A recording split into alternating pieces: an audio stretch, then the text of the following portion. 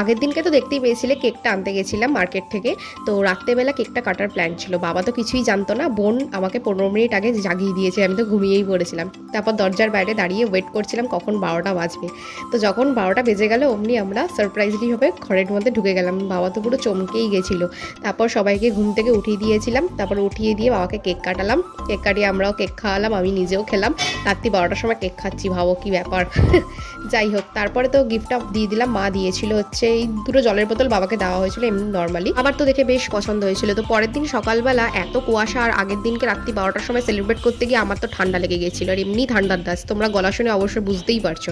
যাই হোক, তারপরে দেখি নিচে এসে মা এখানে রান্না বান্না করছে বাবার জন্য। তো এখানে বাবা খেয়ে দিয়ে আর কি দোকানে চলে যাবে। তারপরে আমি আমার লাঞ্চটা কমপ্লিট করেছি, করার পর বিকেলবেলা আমি তো মাস্ক পরে নিচ্ছি, সেই 2020 কথা মনে পড়ে যাচ্ছে, মাস্কটাকে নামিয়ে আর কি পরেছি, এত ঠান্ডা লাগছিল। পর তো আমি এখানে আদা চা করে নিলাম, আমি আর বোন খেয়ে নিলাম, আর রাতের বেলা ডিনারটাই কর্ন দিয়ে